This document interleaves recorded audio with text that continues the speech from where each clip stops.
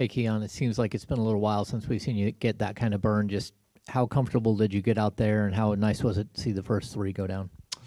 Um, yeah, especially I mean, when the first opportunity you get is a three and it goes, it's kind of easy to flow into the game. But yeah, so seeing that first one go and then the energy's going from there. So I think we made some good plays early on, and yeah, that energy kind of just carried throughout the team. What kind of impressed you most about what you guys were able to do tonight? Man, it's crazy because I really be so locked in out there. I mean, I guess just the effort on the defensive end, helping for one another, and I think I was go back to that energy again because there's been times where teams have gone on runs and we've kind of just let go of the rope a little bit. So tonight I think we did a good job at not doing that. Keon, your time on the floor been here and there, over the past few games as well. Just want to know, how you've been feeling with that, and what have the conversation Doug's been having with you about, getting floor time. One more time, I'm sorry, just the beginning part. Yeah, your time has been kind of like stagnant here and there. Yep. How you been feeling about that? Trying to get on the floor, and what conversations you've been having with Doug about that? I mean, no too in-depth conversations. I mean, from the beginning of the season, like when it first started happening, you kind of just get that feel, like you don't really know what to expect. So just kind of got to stay ready. And but I mean, for tonight to start and then have a game like this is definitely good to kind of find that rhythm again. So, but I mean, definitely just good to go out there and get a win again. Just glad to be out there. Keon, building off of that, I mean, you talk about staying ready. You'll hear coaches talk about that a lot, but what is that process like, staying ready, and how difficult is it to consistently perform when the consistent playing time might not be there, or you don't know when you're going to be playing and when you're not? I mean, just a lot of like, work behind the scenes. And I mean, just throughout the game, you kind of don't know when your number might get called. So kind of just got to be locked in on what's going on throughout the game, just in case you get thrown in and, you don't want to make the same mistake that someone's made earlier in the game and things like that. But I mean, when you're out there, when the minutes are like that, just try not to do too much. Just try to keep it simple and, just get in where I fit in. Keon, you watched Russ growing up. Now you've got a chance to play beside him. What's the one thing as a teammate that stood out most to you about him, and how has he impacted you the most? Russ is really down to earth. I mean, that's the first thing that stuck out to me. The day we signed him and he was in LA. He just was real energetic, real talkative. He's talking to everybody from staff to all the players, just to make sure that, everyone's, good and, we're locked in or we're focused and, just, chatting it up with people is just to, just to see what, people got going on or whatnot. But just really down to earth. And I mean, he's talks about things outside of basketball. So, I mean, just more so better off the court team. I mean, I've obviously never played with him, so I didn't know what to expect. But I love the conversation that we have and the energy and the laughs that he brings for sure. Has he made an impact on you on the court in your game? Nah, I think I just still stick to what I do every night. My game doesn't really change too much, but I wouldn't say a real or a different impact than what my mindset is going into any game. Hey, Keon, good game today, man. You've been real professional, like throughout your time here, always with playing time and other things kind of being up and down. But I just wonder, kind of from the summer till now, dealing with like the contract stuff, the kind of the uncertainty with the role and the playing time, like how much frustration would you be willing to kind of admit to? Like has it been a little tough for you these past couple months? I won't say, but I mean, it's just day by day. So, from the previous couple of games where you don't know what the minutes are going to look like to a night like this where you have a game like this. I mean, I don't really. I won't sit and think back on this one too much, just because it's how the season's been going. I mean, you just never really know. So, but I mean, just glad to get this one, and I mean, we'll see how everything goes moving forward. So, but yeah, definitely just glad to get the win and get this game under my belt for how I've been playing lately. Yep.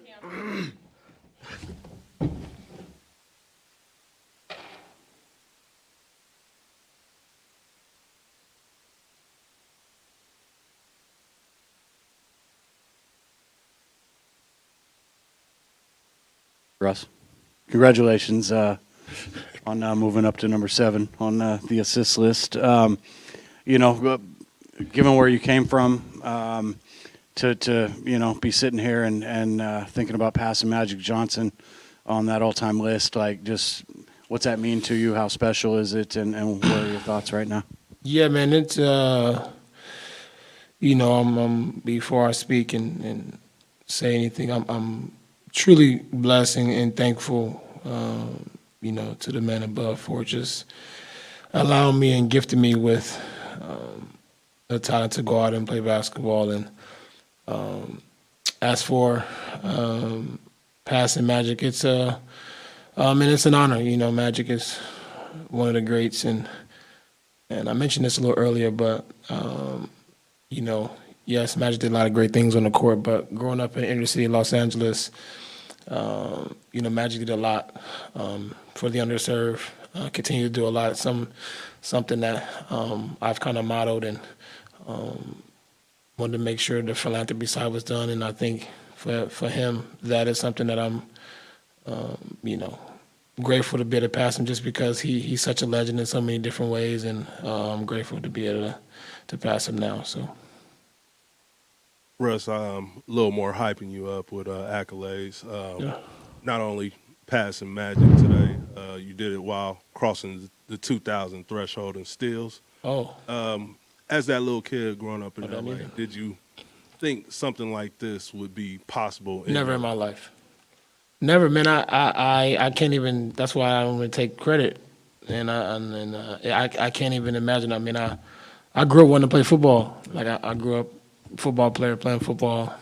You know, taking a bus, going to the park, playing, just being a normal kid in the city, and things happen so fast for me, and I always knew, though, if given an opportunity to be able to be somebody, I would take full advantage of it. And, you know, that's why every time I step on the floor, I don't take anything for granted. I don't take plays or anything for granted, because, you know, this was given to me not just for basketball, but to use as a platform to be able to help and inspire other people. So I hope the way I play the game, I hope the way people see it, me competing, and yes, the records are all great, but I hope it inspires other people and people across the world to do great things in their lives as well.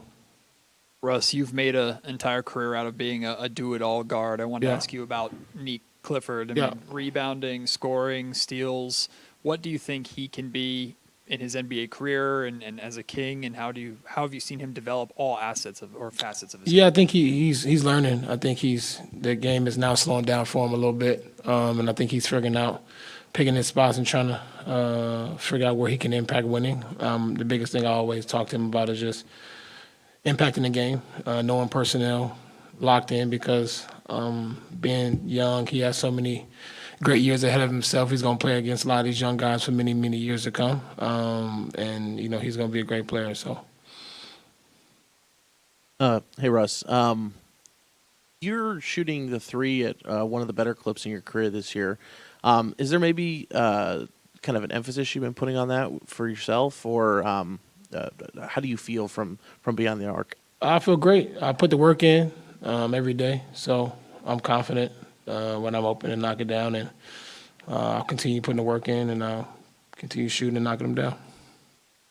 Russ, you got 2,000 steals, all-time rebounding for a guard, did triple doubles. Is there any of these accolades that either are out there in front of you or that you've already passed that mean more to you than some of the others?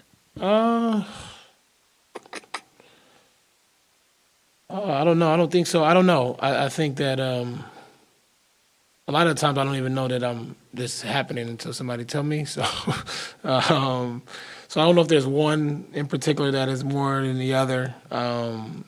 But if I'm able to be on the floor and play and able to kind of break more, I'll continue breaking as many as I can. Russ, it's funny when the discussions are about LeBron and Steph.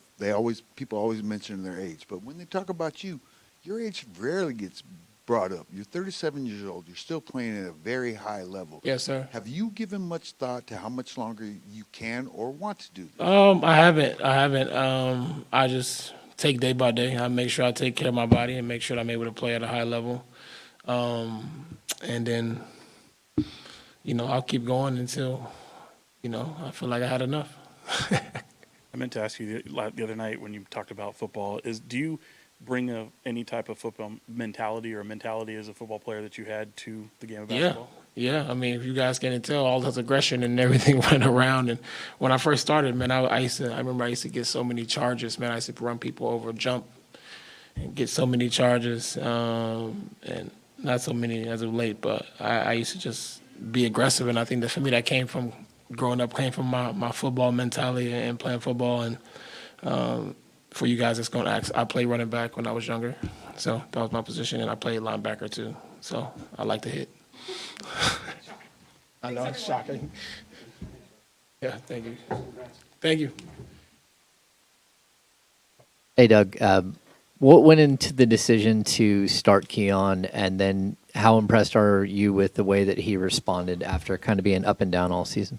Yeah, talking to, it was Dip Scout tonight, talking to him a little bit, and Neek had found a good rhythm for himself and wanted to kind of keep him in that rhythm that he was finding.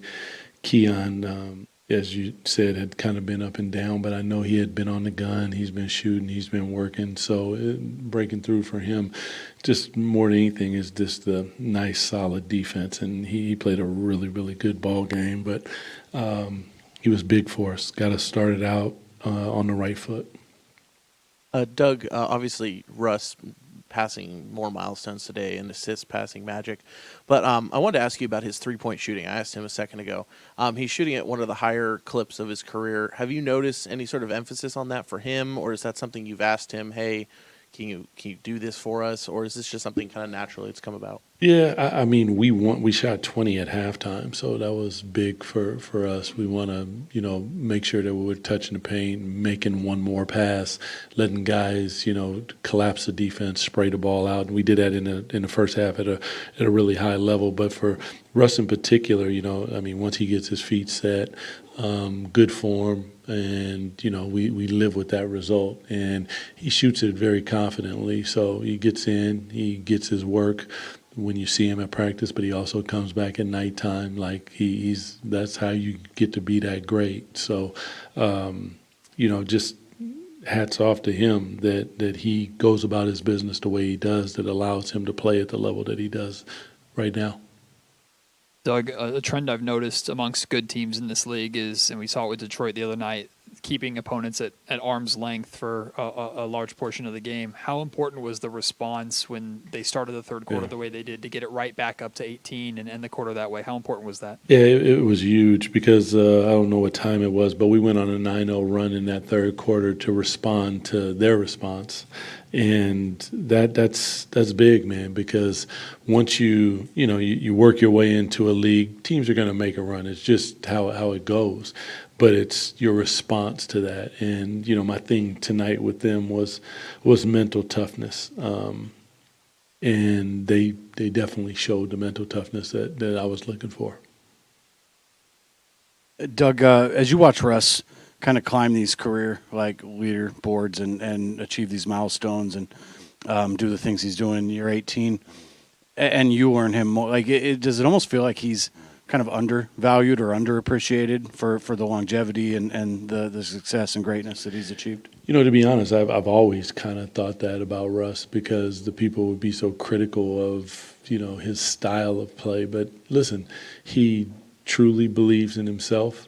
He works his butt off on his game and on his body. He watches film like he does. He's a pro. So, he wants to win more than anything, and that's where you see that nastiness at, and I'm all for it.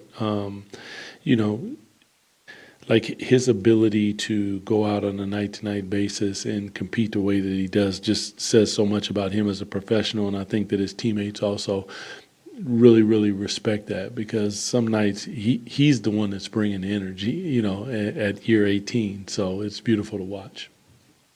Can you speak a little to just maybe the defensive effort you guys showed tonight? I know Cooper got off in the third a little bit. Yeah. For the most part, you guys did a really nice job containing him. Yeah, knowing that he wanted to go left, only 4 field goal attempts in the first half, ended with 13. We said at halftime before we went out, he's probably going to be more aggressive, so let's make sure. But, he's a great young player, so he's going to find a way. But defensively, like since that first Portland game, I thought that we turned the corner a bit. With the aggressiveness, with the rebounding, trying to win the possession game. Tonight, what we have, 16 steals. That's a hell of a number.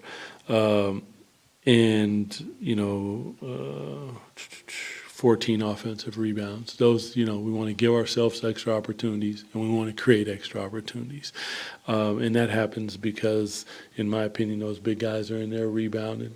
They're protecting the paint. And it allows our perimeter players to be a wee bit more aggressive on the perimeter, but trying to understand that we need to catch drives as far as not straight line drives, catch it with our chest, make sure that we keep them in front, allow the help to get there. And then if we're living with mid-range contested or above the break contested threes, now we have to finish the possession with a rebound, and we've been doing that. Arrived late in camp. He's obviously not on any type of long-term deal. I'm just, the way you talk about him in that mindset, I'm just curious how much you see him, in this short time building, helping build what you guys are trying to build. I'm a big fan, man. I hope that he's here. Because I think everything that he stands for, how he goes about his business for our young players as we build this thing out, is super, super important. The competitiveness, the anger after a loss, because you should care. And, there's obviously levels to that, but the point is the things that they see with him are really good. So, it's an honor and a blessing to have him, and definitely to coach him. Appreciate you guys. Have a good night.